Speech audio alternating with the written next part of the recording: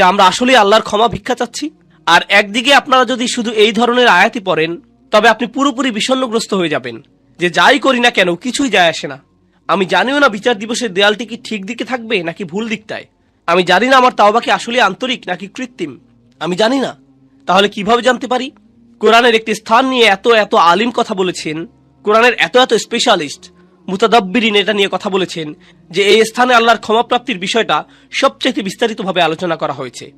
ইসলামে ক্ষমার দর্শনের পুরো বিষয়টি ব্যাপকভাবে একটি স্থানে আলোচিত হয়েছে। এটা হচ্ছে সূরাতুজ জুমার। আর আমি এখান থেকে কিছু জিনিস প্রথমে আমার নিজের জন্য, এরপর সবার উদ্দেশ্যে আলোচনা করছি। যেমন এই খুতবার শুরুতেই বলেছি যে আমাদের সবার জন্যই এই আলোচনা। এই আয়াতগুলো সম্পর্কে আমি আপনাদের বলেছি, এর মানে এই নয় যে আমার এগুলোর দরকার নেই।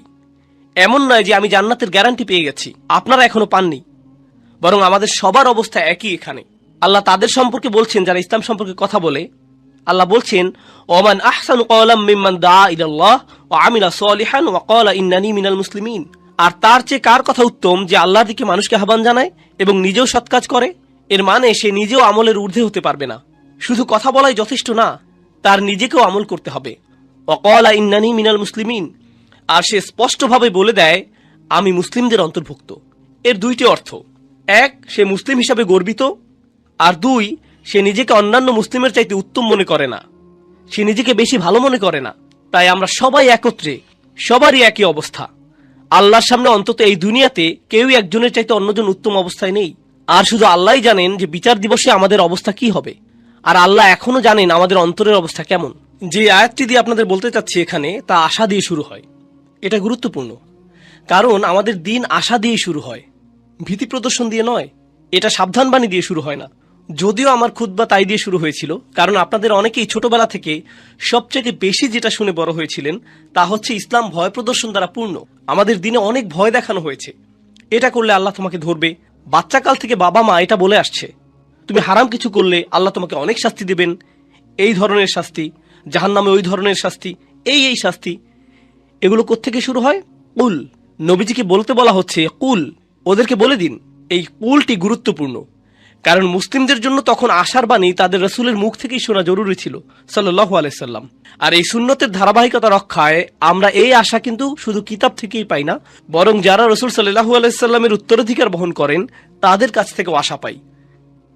এই লিগ্যাসি বহনকারী হিসাবে আপনি আমি আমাদের উচিত ছিল অন্যদের আশার বাণী শোনানো। এই কুল শব্দের মধ্যেই, এই কুল শব্দটির মধ্যেই এই বিষয়টা সন্নিহিত। কুল ইয়া ইবাদিয়াল্লাযীনা আসরাফু আলা আনফুসিহিম। তাদেরকে বলে দিন আমার বান্দারা, আমার দাস, আমার বান্দা যারা নিজেদের বিরুদ্ধে চলে গিয়েছ।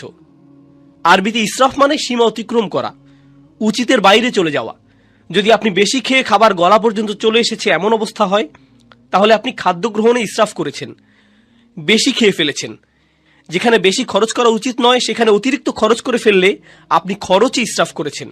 প্রতিশোধ নিতে গিয়ে কারো উপরে চরের বিপরীতে যদি 10 গুণ চর দিয়ে বসেন, তাহলে আপনি প্রতিশোধ গ্রহণে ইসরাফ করলেন। ইসরাফ মানে বাড়াবাড়ি করে ফেলা। আল্লাহ বলছেন আমার বান্দারা যারা নিজেদের বিরুদ্ধে বাড়াবাড়ি করে ফেলেছ, তারা অনেক ক্ষেত্রে যা করার তার চাইতে বেশি করে ফেলেছে।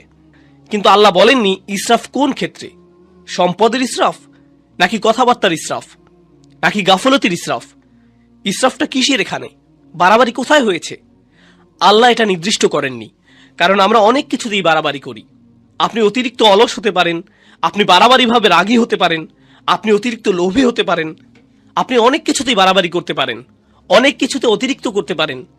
আর আল্লাহ বলছেন তোমরা যেই বাড়াবাড়ি করে ফেলেছো নিজেদের বিরুদ্ধে, এটা আরেকটা জিনিস। আল্লাহ কিন্তু বলতে পারতেন ইয়া ইবাদিয়াল্লাযীনা আযলামু, যারা পাপ করেছো, যারা ইরতাকাবু সাইয়্যাতু, পাপ কাজ সংগ্রহ করেছো। না, বরং বললেন আসরাফু আলা আনফুসিহিম। এটা কি ইঙ্গিত দিচ্ছে? ইসরাফ হয় যখন কেউ নিজের জন্য বেশি বেশি চায়, আর নিজের জন্য বেশি চাবার কারণে আপনি ভাবছেন এটার ফলে আপনি বেশি কিছু পাবেন। আর আল্লাহ এই আয়াতের বাস্তবতা বলছেন, তিনি বললেন আসরাফু আলা আনফুসিহিম। তিনি লি আনফুসিহিম বলেননি, তিনি বলেছেন তোমরা নিজেদের বিরুদ্ধে বাড়াবাড়ি করেছো, নিজের জন্য করনি। তুমি ভাবছিলে তুমি গিয়ে সীমা অতিক্রম করেছো কারণ এতে তোমার জন্য কিছু থাকবে, কিন্তু বাস্তবতা হলো প্রত্যেকবার এমনটা করার সময় এটা তোমার বিরুদ্ধেই গিয়েছে। আলা আনফুসিহিম লা তাকনাতু মির রাহমাতিল্লাহ। তুমি যদি এটা মেনে নাও আর আমিও যদি মেনে নেই যে আমরা কিছু জিনিস বাড়াবাড়ি করেছি, কিছু জিনিসের সীমা অতিক্রম করেছি, তাহলে আল্লাহ বলছেন কোনোভাবেই আশাহত হইও না। এটা হলো সিদ্দাতুল ইয়াইস আল কুনুত। সিদ্দাতুল ইয়াইস, প্রচন্ড হতাশা, খুবই বিষণ্ণতা। এখানে কি শিখতে পারছি? গুনাহ, মন্দ কাজ, এগুলো আমাদেরকে হতাশ করে দেয়। তারা এমন অনুভূতি আনে যে আল্লাহ তো আর আমাকে ক্ষমা করবেন না, আমার অবস্থা তো খুব খারাপ, তাই না? ক্ষমা চাবার অর্থটাই বা আর কি? আমি কি করছি জানেন? আমি কি কি কাজ করি সেগুলো জানেন? আপনি না জানলেই ভালো ভাই, আমি খুবই খারাপ। আর এই সময় ভাবছেন, এই সময় এসে ক্ষমা চাবার মানেটাই বাকি। আর আল্লাহ জানেন এই চিন্তাগুলো ও সব মন্দ কাজের থেকে উৎপন্ন হয়। আবার কেউ বলে ক্ষমা চাও নিয়ে আমি আর ভাবতে পারবো না। আসলে যারা ভালো মানুষ তারা তো ইস্তেগফার ইত্যাদি করে, আমি তো অনেক অনেক খারাপ কাজের মধ্যে জড়িত। তাছাড়া এসব থেকে দূরে থাকবো সেটাও না, একেবারেই আশাহীন হয়ে যায়। তাছাড়া এসব থেকে দূরে থাকবো সেটাও আপাতত হচ্ছে না। আল্লাহ বলছেন লা তাকনাতু মির রহমাতিল্লাহ, নিজেদেরকে আলাদা করে ফেলো না, আশাহত হয়েও না, একেবারেই আশাহীন হয়ে যেও না আল্লাহর ভালোবাসা, যত্ন আর ক্ষমা থেকে। আল্লাহ তোমাকে ভালোবাসা বন্ধ করেননি, তোমার খেয়াল রাখাও বন্ধ করেননি। এমন কখনোই না যে আল্লাহ তোমার প্রতি ক্ষমা দেখাতে আর আগ্রহী নন, এমন কিছুই না। আপনি নিজেকে বলেন আল্লাহ মনে হয় আমাকে শাস্তি দিতেই চান। না, এটা আপনার ধারণা, আল্লাহ বলেননি, আপনি বলছেন। আল্লাহ কোরআনে কখনোই বলেন না যে আপনাকে শাস্তি দিতে চান, বরং তিনি উল্টোটাই বলেন মা ইয়াফআলুল্লাহু বিআযাবিকুম, আপনাকে শাস্তি দিয়ে আল্লাহর কি লাভ? তিনি কেন শাস্তি দিবেন আপনাকে? হুবহু এটাই বলেছেন আল্লাহ। দেখুন, কিছুদিন আগে অসাধারণ এক হাদিস পড়েছি, এটা আমার দৃষ্টিভঙ্গি একেবারেই বদলে দিয়েছে। আপনাদেরকে এটা আগেও বলেছি যে আল্লাহ আমাদের সকলের জন্যই জান্নাতে ঘর বানিয়েছেন, প্রত্যেকটি মানুষের জন্যই, মুসলিম বলেন অমুসলিম বলেন সবাই, আমাদের প্রত্যেকের জন্যই জান্নাতে একটি বাড়ি বানানো আছে, আমাদের জন্যই অপেক্ষা করছে। একটি পরিবার অপেক্ষা করছে সেখানে। কেউ কেউ পরিবার বলতে বোঝেন যে তিনি আপনার আর আপনার পরিবারের জন্য জান্নাতের গ্যারান্টি আগেই দিয়ে রেখেছেন। শুধু কিছু মানুষ যেতেই চায় না, কিছু মানুষ জান্নাতেই যেতে চায় না, আর তাই জান্নাতে অনেক খালি বাসা পড়ে থাকবে যখন মানুষজন যাবে। আর আল্লাহ বলছেন এই ঘরগুলো উত্তরাধিকার হিসেবে মুমিনদেরকে দেয়া হবে। উলাইকা হুমুল ওয়ারিসুন, সেগুলোকে মুমিনদের জন্য উত্তরাধিকার হিসেবে দেয়া হবে, যারা নিজের পরিবার সহ জান্নাতে আনন্দ করতে চায়নি তাদের ঘর। আল্লাহ কোরআনে বলছেন আল্লাযীনা খাসিরু আনফুসাহুম ওয়া আহলিহিম ইয়াওমাল কিয়ামাহ, যারা নিজেদের আর নিজেদের পরিবারকেও হারিয়ে ফেলেছে বিচার দিবসে। নিজের পরিবারকে কিভাবে বিচার দিবসে হারিয়ে ফেলে? কারণ পরিবার তো অপেক্ষাই করছিল, পরিবার তো জান্নাতেই ছিল, সুন্দর এক জীবন তো ছিল ওখানে। তাই আল্লাহ আযজা ওয়া জাল্লা এই আয়াতে বলছেন ইন্নাল্লাহা ইয়াগফিরুয যুনুবা জামিআ। দয়া করে খোলা কানে এই আয়াতগুলো শুনুন। রমজানের আর যে কয়দিন বাকি আছে সেগুলোর সুযোগ নিন, নিজেদের জন্য আর আপনার পরিবারের জন্য হলেও। ইন্নাল্লাহা ইয়াগফিরুয যুনুবা জামিআ, আল্লাহ ক্ষমা করে দিবেন সমস্ত গুনাহ, সব একত্রেই। আর এটা কোরআনের একটা মিরাকল। কোরআনের সবচেয়ে বড় উপহারগুলোর একটি এই যে আল্লাহ বলেছেন জুনুব, তিনি সাইয়্যাত বলেননি। কারণ আরবিতে সাইয়্যাত হলো গুনাহ, আর জুনুব তার চাইতে ছোট। আর আল্লাহ বলছেন তিনি ছোটগুলোকেও ঢেকে রাখবেন। আসলে ছোটগুলোর নাকচ করা বড়গুলোকেও অন্তর্ভুক্ত করে ফেলে। যেমন আল্লাহ যদি বলেন আমি তোমার বড় গুনাহগুলো মাফ করে দেব, এর মানে তিনি ছোট গুনাহগুলো হয়তো বাদ দেবেন। তিনি বলছেন আমি তোমার ক্ষুদ্রতম গুনাহটিকেও ক্ষমা করব, তোমার আমলনামা এতই পরিষ্কার করে দেব যে তাতে একটুও দাগ থাকবে না, সবকিছু চলে যাবে জামিআন, সবকিছু একত্রেই। ইন্নাহু হুয়াল গফুরুর রহিম, কোনো সন্দেহ নেই তিনিই একমাত্র যিনি প্রচণ্ডভাবে ক্ষমাশীল, প্রচণ্ড ক্ষমাশীল তিনি। আর তিনি সর্বক্ষণই প্রেমময়ী, সর্বক্ষণই করুণাময়, সর্বক্ষণই যত্নশীল। এটাই ক্ষমার ব্যাপারে প্রথম বার্তা দেবার কথা ছিল। আল্লাহ সবকিছু মাফ করে দিতে প্রস্তুত, আল্লাহ আপনার সবকিছু একেবারে নতুন করে শুরু করতে প্রস্তুত। তবে সেটাই কিন্তু একমাত্র নয়। কেউ এই আয়াত পড়ে ভাবলো এটাই আয়াতটির বার্তা। না না না না, দেখুন আমের বা নির্দেশ কিন্তু এখনো চলছে। তাই পরের আয়াতটি পড়ার পদ্ধতি হলো উল ইয়া ইবাদিয়াল্লাযীনা আসরাফু আলা আনফুসিহিম আনিবু ইলা রাব্বিকুম। এটা ঠিক এমনই, এভাবেই বোঝানো হচ্ছে। এর মানে হলো আমার বান্দারা, এখন যেহেতু জানো যে আমি সবকিছুই ক্ষমা করে দেব, আমার কাছে ফিরে আসো, নিজের মালিকের কাছে ফিরে আসো। এই বার্তার পরের অংশ এটাই ক্ষমার আলোচনা ওখানেই শেষ হয়নি, তার কাছে ফিরে আসুন। তিনি বলছেন, আমি ক্ষমা করতে প্রস্তুত, কিন্তু আমার ক্ষমা বিনামূল্যে নয়, এটা অর্জন করতে তোমাকে কিছু একটা করতে হবে। আমার কাছে ফিরে আসো। আনিবু ইলা রব্বিকুম, নিজের অন্তর তোমার রবের দিকে ফিরিয়ে দাও। আমার কাছে ফিরে আসো।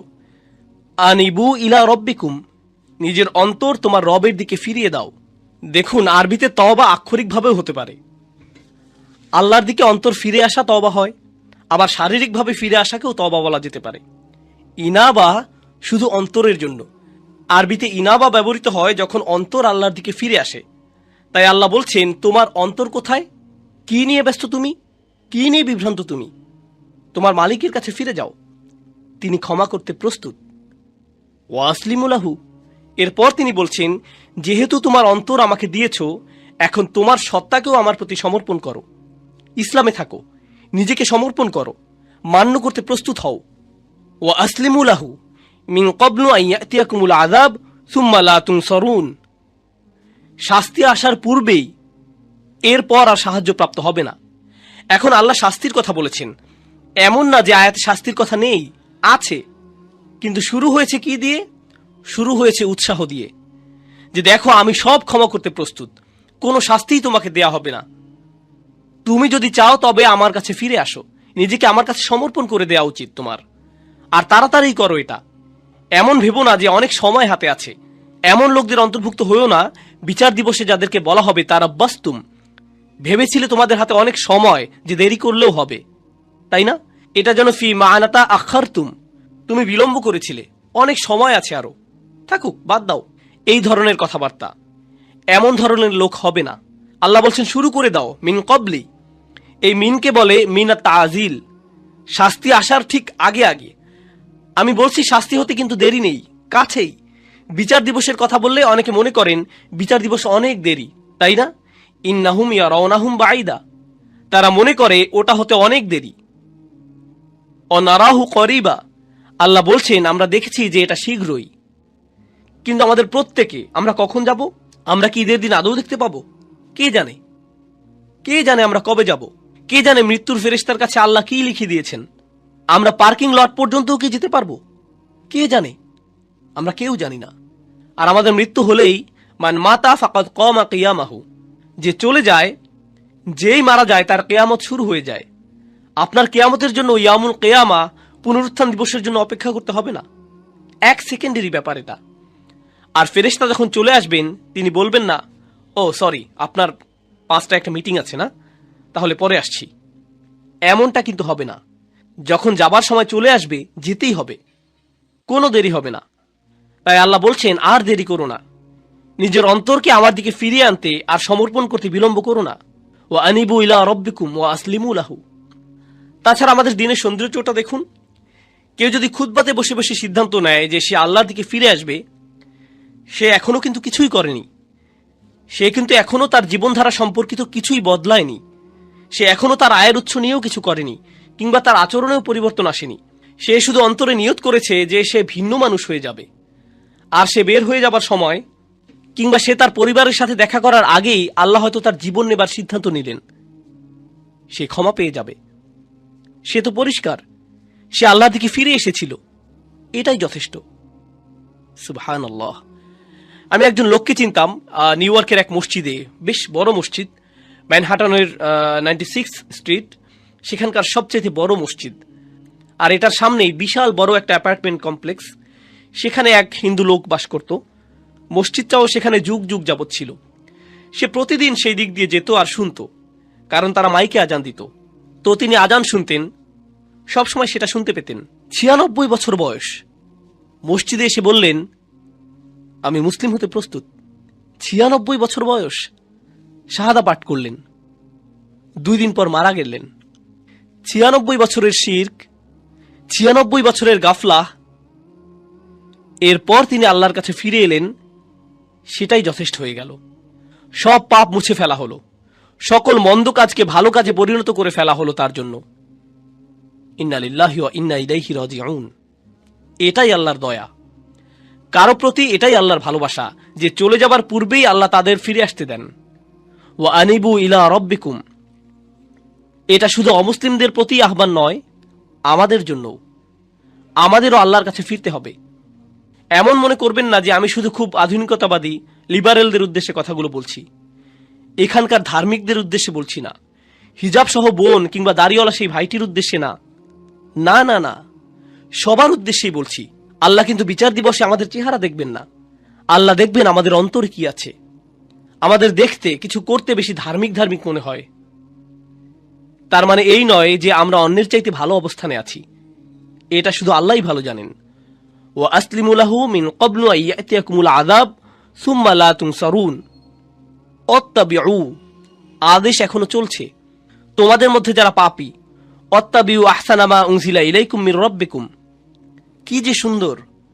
আল্লাহ বলছেন, তোমাদের যা দেয়া হয়েছে তার সর্বোত্তমটি অনুসরণ করো। তোমাদের প্রতি নাজিলকৃতর মধ্যে সর্বোত্তমটি। এর অর্থ কি হয়? এর অর্থ হলো কোরআন। এর আগেই ওহী নাজিল হয়েছিল, কিন্তু মানুষের প্রতি নাজিলকৃত সর্বোত্তমটি হলো আল্লাহর এই কিতাব। আর কোনো কিছুই এর চাইতে উত্তম নয়। তোমরা কেন এর অনুসরণ করছো না? আল্লাহ এই আয়াতে আমাদের বলছেন, যারা তার দিকে ফিরে আসতে চায়, তার দিকে ফিরে আসার রাস্তাটি হলো তার কিতাবের অনুসরণ করা। আর না বুঝে কোনো মানচিত্র তো আপনি অনুসরণ করতে পারবেন না। আপনি দিক না চিনলে মানচিত্র কিভাবে অনুসরণ করবেন? আপনার আমার এই কিতাবের সাথে সরাসরি সম্পর্ক করা দরকার। যদি আপনি এই কিতাবটিকে উপেক্ষা করে চলছেন, তবে এই আয়াত আপনার জন্য। আপনি আমি যদি ক্ষমা চাই, তবে এই কোরআনের সাথে সরাসরি সম্পর্ক করতে হবে। এটা পড়ুন, কি বলতে চাচ্ছে সেটা বোঝার চেষ্টা করুন, আন্তরিকতার সাথে আল্লাহর কাছে দোয়া করুন, হে আল্লাহ, এই কিতাব বুঝতে আমাদেরকে সাহায্য করুন। আমি অনুবাদ পড়ছি, কিছুই বুঝছি না, আমাকে এর ব্যাখ্যা বুঝতে সাহায্য করুন। আপনি কি বলতে চাচ্ছেন আমাকে বলুন। ইয়া আল্লাহ, আরবি শিখা আমার জন্য সহজ করে দিন, যেন আমি আপনার কিতাবের সাথে সম্পর্ক করতে পারি। আল্লাহ আপনার জন্য সহজ করে দিবেন। তিনি করবেন না এমন হবে না। সমস্ত মানব জাতির প্রতি এটা খোলা দাওয়াত। তিনি বলেছেন তিনি সহজ করে দিবেন। আমি তো এটা আপনার জন্য সহজ করে দিতে পারবো না, আল্লাহ পারবেন। ওয়ালাকাদ ইয়াসসারনাল কুরআনা লিযিকরি। তিনি বলছেন আমরা তো কোরআন সহজ করে দিয়েছি। তিনি বলেননি লিল আরব। তিনি শুধু আরবদের জন্য সহজ করে দেননি, বরং পুরো মানব জাতির জন্য সহজ করেছেন। এটাই তার ওয়াদা। তাই তাকে কিছু আন্তরিকতা দেখান, নিজের পক্ষ থেকে কিছু প্রেরণা দেখান যে আপনি প্রস্তুত, যে আমিও ফিরে যেতে চাই।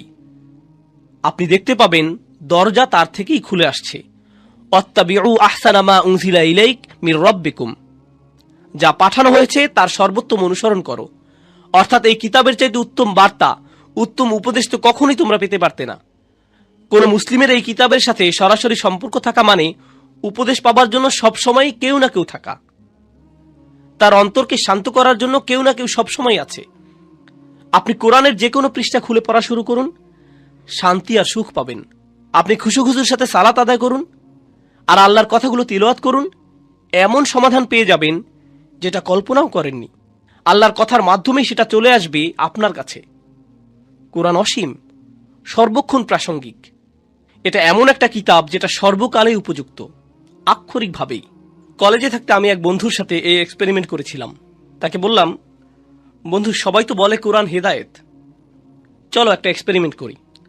প্রত্যেকবার আমাদের কোনো সমস্যা হলেই চলো কোরআনের কোনো একটা পৃষ্ঠা খুলে পড়া শুরু করি, দেখি কোনো সমাধান পাই কিনা। আমরা এমন 2-3 মাস যাবত করলাম, আর সুবহানাল্লাহ, আমরা প্রতিদিন মেলাতাম। আমি এটা পেয়েছি, এই সমস্যা হয়েছিল, আর এই আয়াত পেয়েছি। আর আমি এটা খুঁজছিলামও না, শুধু কোরআন পড়ছিলাম, আর সেটা চলে এলো। এটাই আমার জন্য আল্লাহর সমাধান। দেখলেন, আমার জন্য আল্লাহর উপদেশ এটা। সুবহানাল্লাহ, কি অসাধারণ ব্যাপার! এমনই তো হবার কথা ছিল। আমাদেরকে দেয়ার এর চাইতে উত্তম আর সুন্দর জিনিস আর কি হতে পারে, তাই না? এরপর আল্লাহ বলছেন, অত্তাবিউ আহসানা মা উনজিলা ইলাইক মির রাব্বিকুম মিন ক্বাবলি আন ইয়াতিয়াকুমুল আযাবু বাগতাতান ওয়া আনতুম লা তাশউরুন। শাস্তি তোমার উপর আসার আগেই, হঠাৎ করে, তুমি কিছু বোঝার আগেই। অন্য কথায়, যারা আল্লাহর কথাগুলো জানে এরপরেও আল্লাহর দিকে ফিরে আসার চিন্তা করে না, তাদের শাস্তি তো আসবেই। কারণ আল্লাহ তো তাদের রাস্তা দেখিয়েছেন। দেখো, আমি তোমাদেরকে ক্ষমা করতে চাই, এই যে নাও কিতাব, নাও এটা। আপনি যদি না নেন তবে আল্লাহকে এরপর দোষ দিতে পারবেন না। তাই পরের আয়াতগুলো হলো যাদের ক্ষমা নিয়ে ভুল ধারণা আছে তাদের সম্পর্কে। এটাই হলো ক্ষমার আসল বুঝ। এই রাস্তাতেই আপনার যাবার কথা। আল্লাহ ক্ষমা করতে প্রস্তুত আছেন যদি আপনি পিছনে ফিরে আপনার বাড়াবাড়ির জীবন, গুনাহের জীবন ছেড়ে চলে আসতে চান তার কাছে।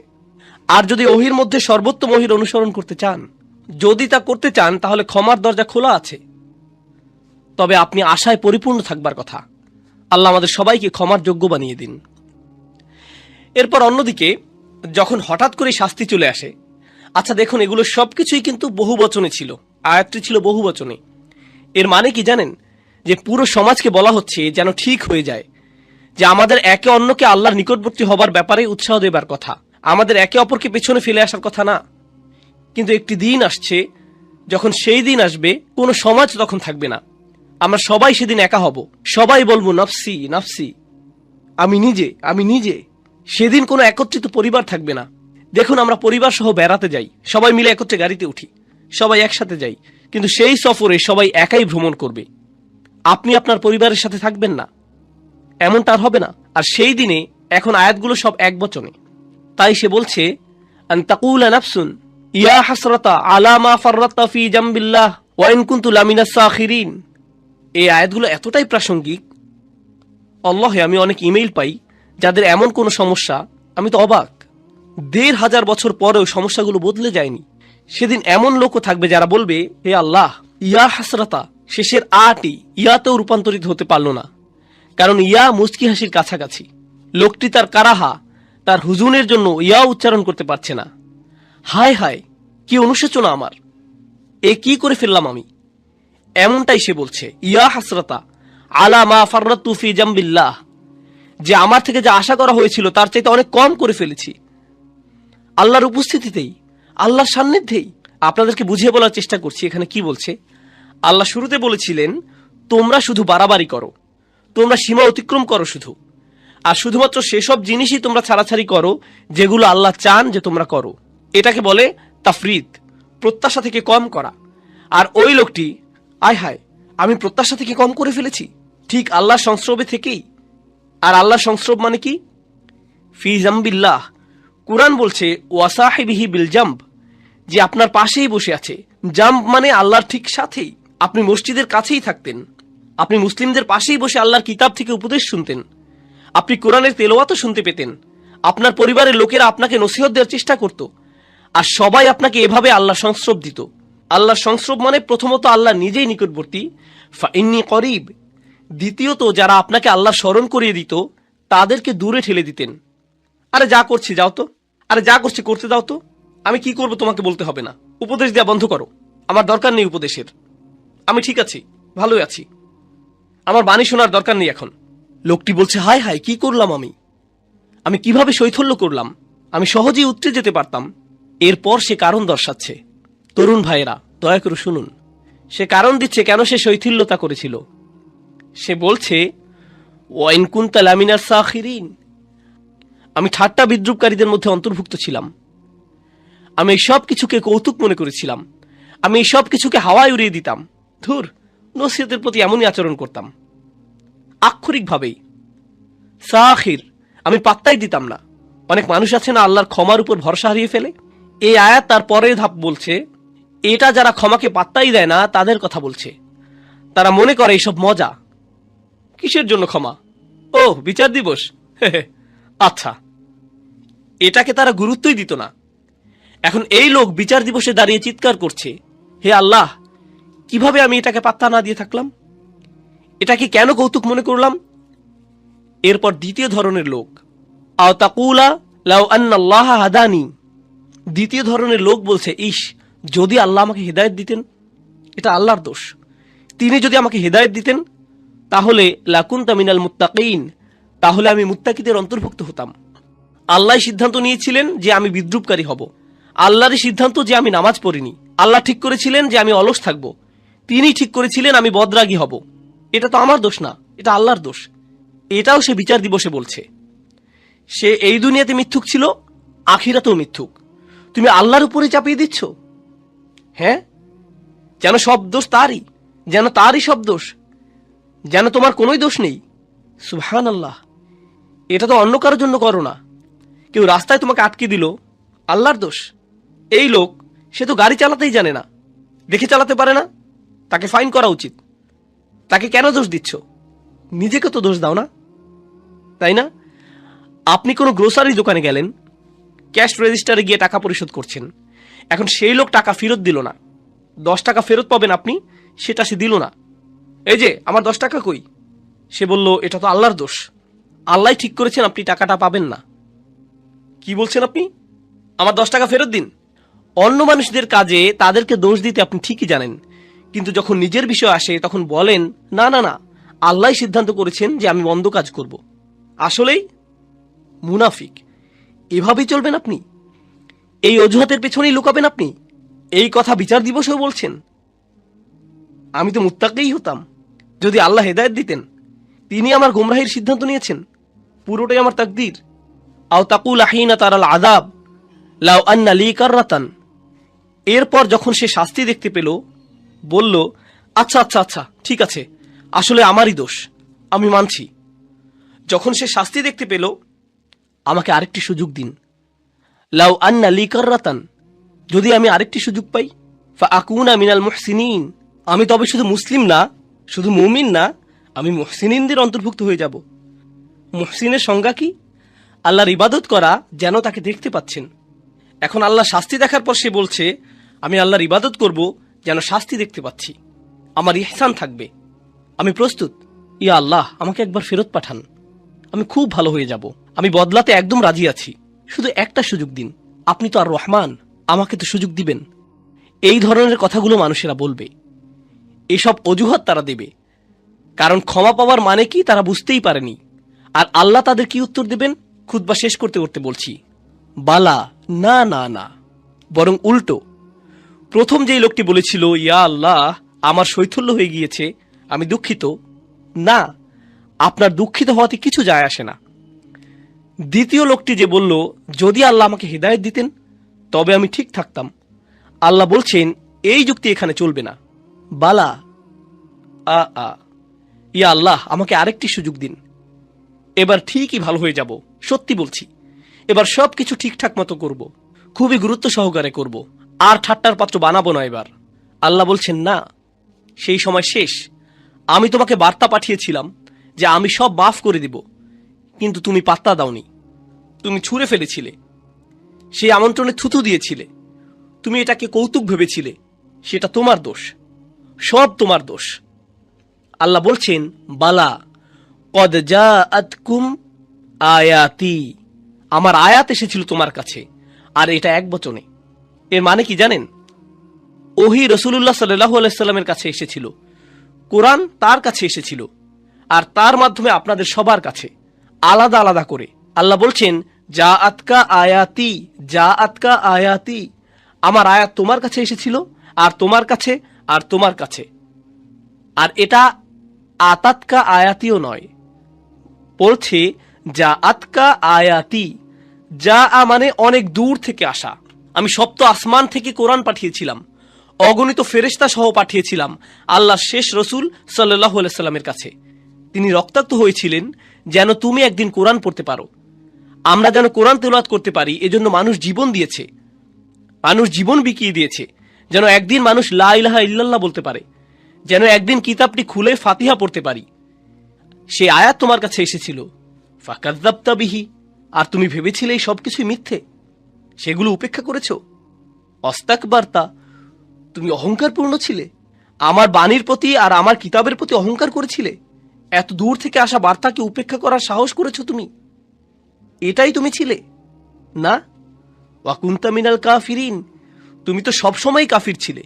চাইলে এখন আল্লাহর কাছে এসে সারাদিন ধরে কাঁদতে পারো, এটাই হলো ক্ষমার প্রকৃত বুঝ। আল্লাহর আয়াত আমাদের সবার কাছে এসেছে।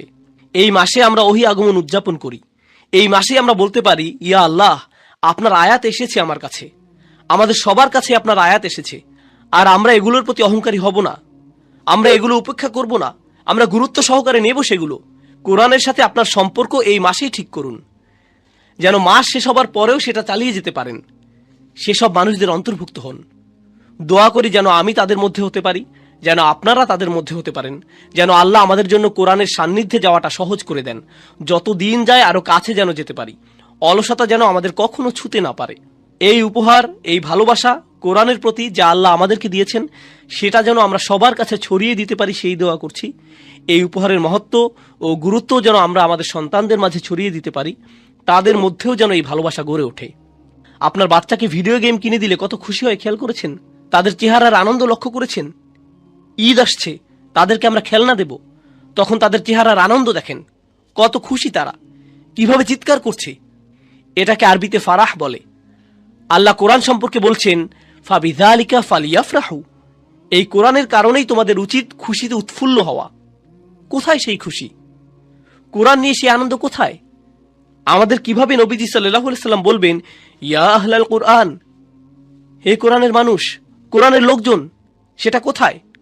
আজকেই ঠিক করার সময়। কালকের জন্য অপেক্ষা করবেন না, আজ রাতের জন্য অপেক্ষা করবেন না। কোরআনের মানুষ হয়ে যান, আল্লাহর নিকটবর্তী হবার মতো মানুষ হয়ে যান, তার ক্ষমা অর্জন করে নিন, তার আমন্ত্রণ গ্রহণ করুন।